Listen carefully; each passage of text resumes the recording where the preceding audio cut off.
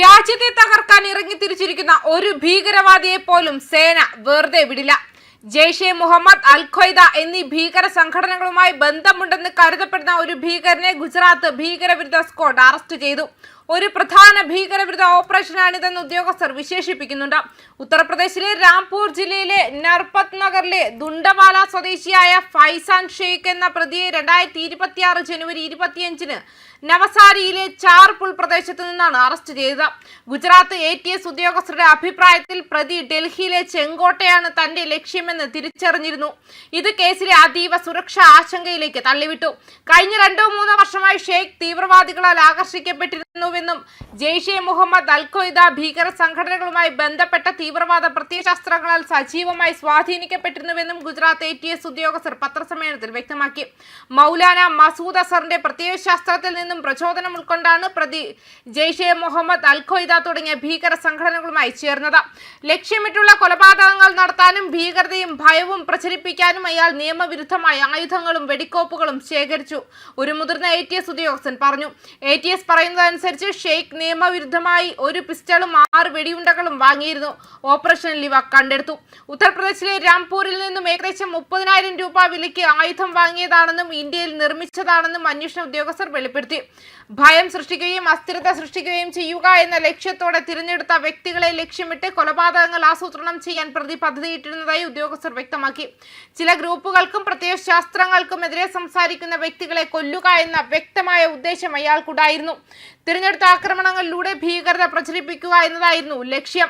ATS അന്വേഷണം online radicalisation സാധ്യതയിലേക്ക് വിരൽ ചൂണ്ടുന്നുണ്ട്. Social മീഡിയയിലൂടെയും encrypt ചെയ്ത മെസ്സേജിംഗ് പ്ലാറ്റ്ഫോമുകളിലൂടെയും ഷെയ്ഖ് വളരെയധികം സ്വാധീനിക്കപ്പെട്ടിട്ടുണ്ടെന്നും ഉദ്യോഗസ്ഥർ പറഞ്ഞു. ഉദ്യോഗസ്ഥരുടെ അഭിപ്രായത്തിൽ അയാൾ 1-ലധികം ഇൻസ്റ്റഗ്രാം അക്കൗണ്ടുകൾ പ്രവർത്തിപ്പിച്ചിരുന്നു. അതിൽ അൽ ഫൈസാൻ ഗാസ എന്ന ഹാൻഡിലിന് കീഴിലുള്ള ഒന്ന് ഉൾപ്പെടുന്നു. അതിൽ വളരെ തീവ്രവും തീവ്രവാദപരവുമായ ഉള്ളടക്കം അടങ്ങിയിട്ടുണ്ടെന്ന് ആരോപിക്കപ്പെടുന്നുണ്ട്. തീവ്ര പ്രത്യയശാസ്ത്രം പ്രചരിപ്പിക്കാൻ മറ്റൊരു ഇൻസ്റ്റഗ്രാം ഐഡിയും ഉപയോഗിച്ചു. ഇയാളുടെ ഉപകരണങ്ങളിൽ നിന്നും ജെയ്ഷെ മുഹമ്മദുമായും അൽ ഖ്വയ്ദയുമായും ബന്ധമുള്ള നിരവധി ടെലിഗ്രാം ചാനലുകൾ കണ്ടെത്തി. അവയിൽ ചിലത് മൗലാന മസൂദ് അസറുമായി ബന്ധപ്പെട്ട പ്രചാരണ സാമഗ്രികൾ വഹിച്ചു. മുഹമ്മദ് അബൂബക്കർ എന്നറിയപ്പെടുന്ന ഒരു ഹാൻഡലറുമായി പ്രതി നേരിട്ട് ആശയവിനിമയം നടത്തിയതായും ആരോപിക്കപ്പെടുന്നുണ്ട്. തീവ്രവാദ പ്രത്യയശാസ്ത്രം, നിയമന താൽപര്യം, പ്രവർത്തന ഉദ്ദേശ്യം എന്നിവയുമായി ബന്ധപ്പെട്ട സംഭാഷണങ്ങൾ കാണിക്കുന്ന ചാറ്റ് റെക്കോർഡുകൾ ATS കണ്ടെടുത്തു. പ്രതികൾ നിരീക്ഷിച്ചുകൊണ്ടിരിക്കുന്നതായി ആരോപിക്കപ്പെടുന്ന വ്യക്തികളുടെ ഫോട്ടോകളും ചില മതവിഭാഗങ്ങൾക്കെതിരെ സംസാരിക്കുന്ന ആളുകളുടെ ചിത്രങ്ങളും അന്വേഷണ ഉദ്യോഗസ്ഥർക്ക് ലഭിച്ചു. ഇത് ആക്രമണത്തിന് മുൻപുള്ള രഹസ്യാന്വേഷണ സാധ്യതയെ സൂചിപ്പിക്കുന്നു.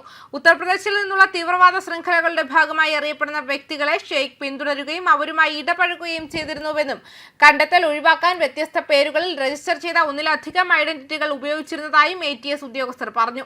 അറിയപ്പെടുന്ന തീവ്രവാദ ശൃംഖലകളുമായി അയാൾക്ക് ബന്ധമുണ്ടായിരുന്നു. തീവ്രവാദ സംഘടനകളിൽ ചേരുന്നതിൽ സജീവ താൽപര്യം പ്രകടിപ്പിച്ചിരുന്നു.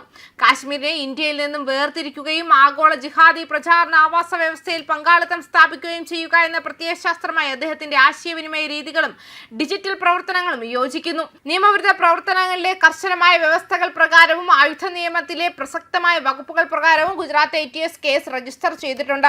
പ്രാദേശിക അന്തർ സംസ്ഥാന ബന്ധങ്ങൾ, ഫണ്ടിംഗ് സ്രോതസ്സുകൾ, ആയുധ സംഭരണ ശൃംഖലകൾ, ഓൺലൈൻ റാഡിക്കലൈസേഷൻ മൊഡ്യൂളുകൾ, സാധ്യമായ ഹാൻഡലർമാർ, ഫെസിലിറ്റേറ്റർമാർ എന്നിവരെ തിരിച്ചറിയുന്നതിനായി കൂടുതൽ അന്വേഷണം നടക്കുന്നുണ്ടെന്നും ഉദ്യോഗസ്ഥർ സ്ഥിരീകരിച്ചു. ജീവഹാനിയും വലിയ സുരക്ഷാ തടസ്സങ്ങളും ഒഴിവാക്കിയതായും ATS പറഞ്ഞു. ഈ പ്രവർത്തനം ഒരു ഭീകര ഗൂഢാലോചനയെ പ്രാരംഭഘട്ടത്തിൽ തന്നെ തകർത്തു. മൊഡ്യൂളിന്റെ പൂർണ്ണ വ്യാപ്തി തിരിച്ചറിയുന്നതിനായി ഞങ്ങൾ ഡിജിറ്റൽ ഫോറൻസിക്കും നെറ്റ്വർക്കും മാപ്പിംഗും തുടരുകയാണെന്നും ഏജൻസി വ്യക്തമാക്കിയിട്ടുണ്ട്. ന്യൂസ് ഡെസ്ക് കർമ്മ ന്യൂസ്.